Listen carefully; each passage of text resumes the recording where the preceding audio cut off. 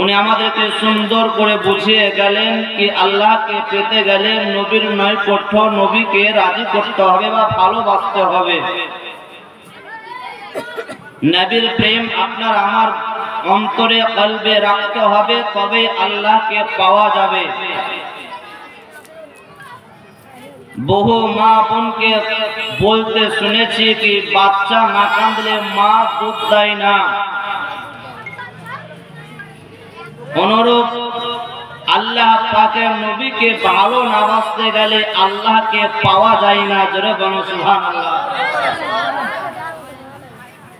Brother, আপনাদেরকে আমি একটি প্রশ্ন করব যে পৃথিবীর যে সমগ্র মানুষ ইন্তেকাল করেছেন বা করবেন, তাদেরকে কবরে দাফন করা হয়েছে বা হবে। আচ্ছা বলেন, প্রতিটা মানুষের কবরে প্রশ্ন হবে না হবে না? হবে। প্রতিটা মানুষের কবরে প্রশ্ন হবে। কিন্তু একজন ব্যক্তি পৃথিবীর বুকে ছিলেন যিনি নবী মুস্তাফা। এই নবীর কবরে প্রশ্ন হয়েছে না হয়নি? হয়নি। নবী মুস্তাফার কবরে প্রশ্ন হয়নি। যেহেতু কবরে তৃতীয় প্রশ্ন করার সময় জিজ্ঞাসা করা হয় মা তাকুলু ফি হাযা রাসূল, তোমার সম্মুখে যিনি উপস্থিত দণ্ডায়মান ইনার ব্যাপারে দুনিয়াতে কি বলতে। তো যেহেতু নবী ইন্তেকাল করেছেন তো কাকে জিজ্ঞাসা করবে? অতএব নবীর কবরে নবীর রওজাতে প্রশ্ন হয়নি। শুধু আহলে সুন্নাত ওয়াল জামাত নয়, পৃথিবীর বুকে যত জামাত আছে প্রত্যেকটা জামাতের আপনার মসলা বা বিশ্বাস কি নবীর কবরে প্রশ্ন হয়নি। পৃথিবীর আমাদের লক্ষণপুরে যদি মুখিয়া মারা যায় তার কবরেও প্রশ্ন হবে। পাকুড়ের কোন এমএলএ যদি মারা যায় তারও কবরে প্রশ্ন হবে। কোন এমপি যদি মারা যায় তারও কবরে প্রশ্ন হবে। ব্রাদারে মিল্লাত ইসলামিয়া কোন মাস্টার যদি মারা যায় তার কবরে প্রশ্ন হবে। কোন ইঞ্জিনিয়ার মারা গেলে তার কবরেও প্রশ্ন হবে। কোন ডাক্তার মারা গেলেও তার কবরে প্রশ্ন হবে। কোন প্রফেসর মারা গেলে তার কবরে প্রশ্ন হবে। কোন মাওলানা মারা গেলে তার কবরেও প্রশ্ন হবে। মুফতি মারা গেলেও কবরে প্রশ্ন হবে। মুহাক্কিক মারা গেলেও কবরে প্রশ্ন হবে। মুহাদ্দিস মারা গেলেও কবরে প্রশ্ন হবে। বিরাদানে মিল্লাত ইসলামিয়া আপনার ভারতবর্ষের ঝাড়খণ্ডের মুখ্যমন্ত্রী হেমন্ত সোরেন মারা গেলেও শ্মশানে প্রশ্ন হবে। ভারতের আপনার মুখ্যমন্ত্রী মমতা ব্যানার্জি মারা গেলেও শ্মশানে প্রশ্ন হবে। ভারতের প্রধানমন্ত্রী নরেন্দ্র মোদী মারা গেলেও আপনার শ্মশানে প্রশ্ন হবে। এক কথাই পৃথিবীর বুকে পূর্ব থেকে পশ্চিম, পশ্চিম থেকে পূর্ব যে কোনো মানুষ ইন্তেকাল করবে তার কবরে প্রশ্ন হবে। এটা সবারই জানা। এই ব্রাদারে মিল্লাত ইসলামিয়া আপনারা আমরা সবাই জানি যে ইন্তেকাল করবে তার কবরে প্রশ্ন হবে। কিন্তু বিশ্ব জগতের নবী নবী মুস্তাফা জনাবে মুহাম্মদ রাসূলুল্লাহ সাল্লাল্লাহু তাআলা আলাইহি ওয়াসাল্লাম ও নবীকে উঠান যে নবীর না কবরে প্রশ্ন হয়েছে, নবীর কবরে প্রশ্ন হয়নি। পৃথিবীর সমগ্র জগতের মানবের প্রশ্ন হলো, নবীর প্রশ্ন হলো না। তার মানে বোঝা গেল নবী আমাদের মতো না, আমরা নবীর মতো না। এই ব্রাদার মিল্লাত ইসলামিয়া সবার কবরে প্রশ্ন হবে বা হলো, কিন্তু নবীর কবরে প্রশ্ন হয়নি বা হবে না। তার মানে বোঝা গেল নবী আমাদের মতো নয়, আমরা নবীর মতো নয়। কেউ যদি বলে নবী আমাদের মতো, তা জানতে হবে তার শিক্ষার কমি আছে। তার মানে বোঝা গেল নবী আমাদের মতো নয়, আমরাও নবীর মতো নয়। আসুন বেরাদার ও নবী কোন নবী? আল্লাহ পাক রব্বুল আলামিন যে নবীকে আপনার আমার উপকারের কারণে পৃথিবীতে পাঠিয়েছেন, আপনার আমার ভালাইয়ের জন্য পৃথিবীর বুকে পাঠিয়েছেন। পৃথিবীতে যা কিছু পেয়েছি শুধুমাত্র নবীর ওসিলাতেই পেয়েছি, নবীর কারণেই পেয়েছি। আজকে আমরা আল্লাহকে চিনেছি তো শুধুমাত্র নবীর দাঁড়াতেই চিনেছি। যদি আল্লাহ নবীকে না পাঠাতেন তো আল্লাহকে চিনতে পারতাম না, আল্লাহকে চিনা আমাদের জন্য সম্ভব হতো না। তাহলে আল্লাহকে আমরা কখন পেলাম? যখন নবী চিনালেন।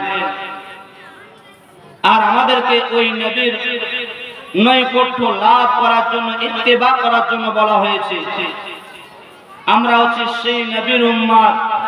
আমাদের নসিব ভাগ্য কত ভালো যে আমরা প্রতিটা নবীর উম্মত উম্মতি পৃথিবীতে এসেছে, কিন্তু আমাদের মতো উম্মত উম্মতির মতো ভালো ভাগ্যবান, ভালো নসিবওয়ালা কোন উম্মত হয়নি। এর কারণ অন্য অন্য নবীদের জামানায় যদি কেউ গুনাহ করত, গুনাহ পাপ করত, তো আল্লাহর তরফ থেকে সঙ্গে সঙ্গে গজব নাজিল হতো। কিন্তু আমরা এত গুনাহ করি, এত পাপ করি, অথচ আল্লাহ গজব দেয় না। একটি কারণ, এর কারণটা হচ্ছে এখনো নবী মুস্তাফা মদিনাতে শুয়ে আছেন। জোরে বলো সুবহানাল্লাহ। নবী আমার এখনো মদিনাতে মনোয়ারাতে আছেন, নবী আছেন দুনিয়াতে বলে আল্লাহ তাআলা সঙ্গে সঙ্গে গজব দেয় না। পাপ করার পর আল্লাহ তাআলা আমাদের উপরে গজব নাযিল করে না, শুধুমাত্র নবীর খাতিরে, নবীর ওসিলাতে আমাদের নসিব কত ভালো। কিন্তু অন্য অন্য নবীর উম্মত উম্মতি গুনাহ করলে সঙ্গে সঙ্গে গজব দিয়ে দিত আল্লাহ। আমরা কোন উম্মত নবীর? আল্লাহ রাব্বুল আলামিনের পয়গম্বর আদম নবী হাসরের ময়দানে দাঁড়িয়ে থাকবে, হযরতে শীস নবী হাসরের ময়দানে দাঁড়িয়ে থাকবেন, ইয়াকুব নবী তিনিও দাঁড়িয়ে থাকবেন, হযরতে মুসা কালিমুল্লাহ উনিও দাঁড়িয়ে থাকবেন। এক কথায় 1,24,000 মতন করে 2,24,000 পয়গম্বর রাসূল তিনারা হাসরের ময়দানে দাঁড়িয়ে থাকবেন। আদম নবীর উম্মত উম্মতি কোটি কোটি বছর পূর্বে আপনার ইন্তেকাল করেছে। শীস নবীর উম্মত উম্মতি কোটি কোটি বছর পূর্বে ইন্তেকাল করে গেছে।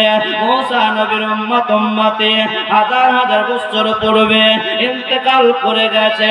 হযরত ইয়াকুব নবীর উম্মত উম্মতিরা এক এক করে কয়েক হাজার বছর পূর্বে ইন্তেকাল করে কবরে চলে গেছে।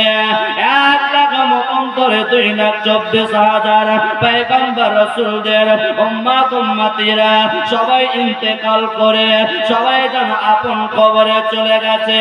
সেই দিন হাসরের ময়দান হবে, আল্লাহ রাব্বুল আলামিনের ফেরেশতা যার নাম হলো ইসরাফ মিকাইল, আপনার ইসরাফিল, এই ফেরেশতাকে আল্লাহ বলবে, ওগো আমার ফেরেশতা শোনো, তোমার হাতে একটা বাঁশি আছে, এই বাঁশিতে ফোঁটা দিয়ে দাও, আওয়াজটা করে দাও।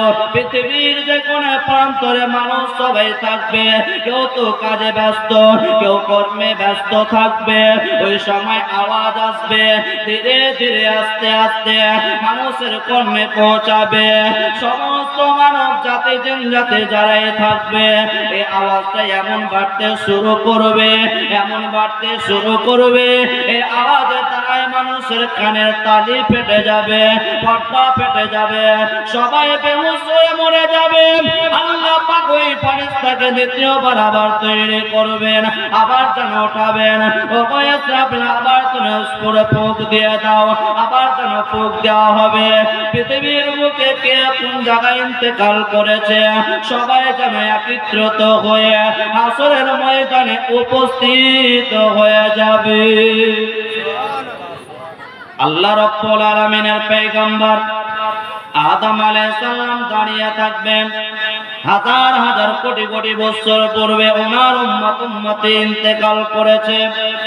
আল্লাহ রাব্বুল আলামিন বলবে, ওগো আদম তোমার উম্মতকে একদিকে রাখো। হযরতে শীস আলাইহিস সালামের উম্মত উম্মতিরা তারা একদিকে থাকবে, ইয়াকুব নবীর উম্মত উম্মতিরা একদিকে, ইয়াহইয়া আলাইহিস সালামের উম্মত উম্মতি একদিকে, ঈসা নবীর উম্মত উম্মতিরা একদিকে, সবাই যেন দাঁড়িয়ে থাকবে। কিন্তু সেই দিন আপনার আমার নসিব কত ভালো, আপনার আমার ভাগ্য কত ভালো। আল্লাহ রাব্বুল আলামিন বলবে, ওগো আমার মাহবুব, ওগো আমার দোস্ত বন্ধু, আপনার জন্য শুধুমাত্র ফ্যাসিলিটি, আপনার জন্য আমি আল্লাহ ছাড় দিয়েছি। যদিও আদম নবীর উম্মত 1,000 বছর বছর পূর্বে ইন্তেকাল করেছে। ঈসা নবীর উম্মত 1000 বছর পূর্বে ইন্তেকাল করে কবরে চলে গেছে। কিন্তু আপনার জন্য আমি আল্লাহ সর্বপ্রথম হিসাব যদি নিয়ে তো আপনার উম্মতের হিসাব নেব। জোরে বলা যাবে না? আল্লাহ তাআলা নবীর জন্য আমাদের ওয়াফার আদম নবীর উম্মতি হাই নফসি করবে, ইয়াকুব নবীর উম্মতি হাই নফসি করবে, ইয়াকুব ইয়াহইয়া নবীর উম্মতি হাই নফসি করবে। প্রত্যেকটা নবীর উম্মতি সেই দিন হাই নফসি করবে। 50,000 বছরের মতো এই সেই দিন আলাম হবে। একটাই দিন হবে জমিনটা তামা হয়ে থাকবে। মানুষ চাইবে আল্লাহ কত তাড়াতাড়ি আমার হিসাবটা নেবে, হয় জাহান্নামে যাব, হয় জান্নাতে যাব। আল্লাহ হিসাবটা নাও। সেই দিন আল্লাহ পাক আমার বিশ্ব নবীর খাতিরে নবী মুস্তাফার জন্য শুধুমাত্র সমস্ত নবীর উম্মতকে রেখে শেষ নবীর উম্মতের হিসাব নেবে আর তাদেরকে জান্নাত ও জাহান্নামে পাঠিয়ে দেবে। নসিব কত ভালো। শেষে এসেছি কিন্তু হিসাব হবে আগে। তারা আগে এসেছে, হিসাব হবে পরে। আমাদের নসিব কত ভালো, ভাগ্য কত ভালো যে আমাদের হিসাব আল্লাহ তাআলা নবীর খাতিরে সর্ব আগে নেবেন। এর জন্য কোরআন বলতে আছে ওয়ারাফা'না লাকা যিকরাক, হে নবী, হে মুস্তাফা, আপনার শান ও শওকতকে আমি আল্লাহ উঁচু করে দিয়েছি। জোরে বলুন সুবহানাল্লাহ। আল্লাহ পাক রব্বুল আলামিন আদম নবীকে দুনিয়াতে পাঠিয়েছেন তো মুজিজা দিয়ে পাঠিয়েছেন। এ বেরাদার, আল্লাহ তাআলা আদম নবীকে পাঠিয়েছেন তো আদম নবীকে আল্লাহ বলতে আছেন আদম শোনো, তুমি যখন দুনিয়ার বুকে যাবে তো তোমাকে এক এক করে 300 বছর কান্না করতে হবে। তো আদম নবী বলেছেন আল্লাহ তুমি যাতে রাজি আমি আদম তাতে রাজি। হযরতে ইব্রাহিম আলাইহিস সালামকে আল্লাহ পাক পৃথিবীর বুকে পাঠাচ্ছেন তো আল্লাহ বলতে আছেন ইব্রাহিম শোনো, তোমাকে নমরুদের অগ্নি কুণ্ডে ফেলা হবে। ইব্রাহিম আলাইহিস সালাম বলেছেন আল্লাহ তুমি যাতে রাজি আমি ইব্রাহিম তাতে রাজি। হযরতে মুসা কালিমুল্লাহকে আল্লাহ পাঠাচ্ছেন তো বলতে আছেন মুসা শোনো, তুমি যখন দুনিয়ার বুকে যাবে তোমাকে ফেরাউন তাড়া করবে, নীল নদ পেরিয়ে তোমাকে চলে যেতে হবে। হযরতে মুসা কালিমুল্লাহ বলেছিলেন এ আল্লাহ তুমি যাতে রাজি আমি মুসা তাতে রাজি।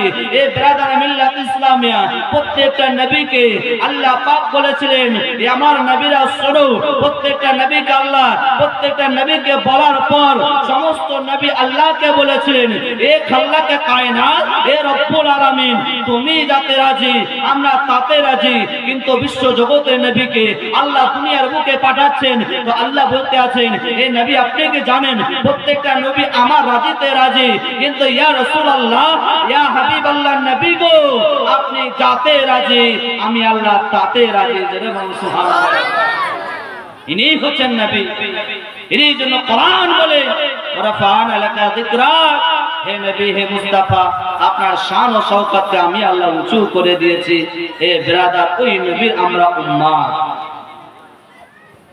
এই নবী মুস্তাফার আখলাক চরিত্র আপনার আমার যদি অন্তরে কলবে থাকে তো আপনি আমি দুনিয়াতে ধন্য, দুনিয়াতে লাভবান। এ ব্রাদার ও নবী কোন নবী নবী মুস্তাফার দাদা যিনার নাম হযরত আব্দুল মুত্তালিব। এই আব্দুল মুত্তালিব উনি এক সময় দেখছেন কি নবী মুস্তাফার চোখ উঠেছে, লাল হয়ে গেছে। তো নবী বলছেন দাদা আমার চোখে বড় ব্যথা করে।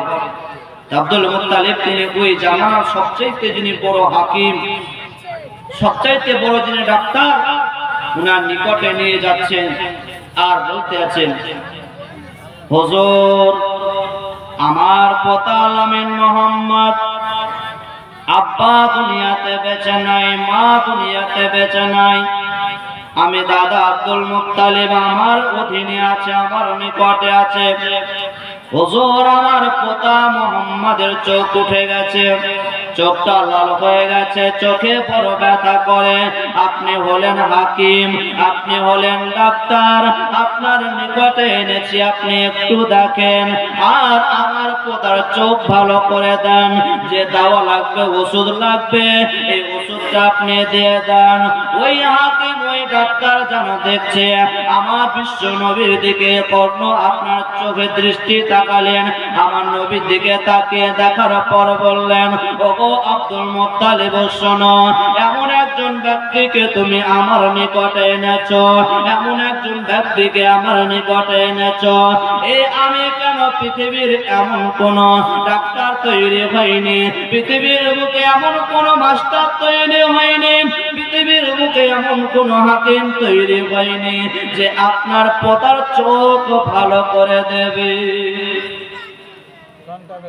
আব্দুল মুত্তালিব বললেন, হুজুর তাহলে কি আমার পোতার চোখ ভালো হবে না? ওই পাত্রে ওই ডাক্তার হাকিম বলেন, আব্দুল মুত্তালিব শোনো, তোমার পোতার চোখ ভালো করতে হলে কোন ডাক্তারের নিকটে যাওয়ার প্রয়োজন নাই, কোন মাস্টারের নিকটে যাওয়ার প্রয়োজন নাই, কোন হাকিমের নিকটে যাওয়ার প্রয়োজন নাই। তোমার পোতাকে বাড়ি নিয়ে চলে যাও, আর বাড়ি নিয়ে যাওয়ার পর তোমার পোতা যখন রাত্রি বেলায় ঘুমাবে, ওই সময় তোমার পোতার থুতু মোবারককে বার করবে আর চোখে লাগিয়ে দেবে, দেখবে তোমার পোতার চোখ ভালো হয়ে গেছে। জোরে বলুন সুবহানাল্লাহ। দেখবে তোমার পোতার চোখ ভালো হয়ে গেছে। আব্দুল মুত্তালিব বাড়ি নিয়ে আসলেন আপন পোতাকে, নবীকে, আর রাত্রি বেলায় ঘুমাবার সময় তিনি থুতু মোবারক বার করে চোখে লাগিয়ে দিলেন। তো নবী মুস্তাফা সকালে উঠছেন, তো বলে, দাদা তুমি কোন ওষুধ লাগিয়েছো আমার চোখে, কি আমার চোখ ভালো হয়ে গেছে? জোরে বলুন সুবহানাল্লাহ। ইনি ছিলেন নবী। ও নবী, পৃথিবীর বুকে যে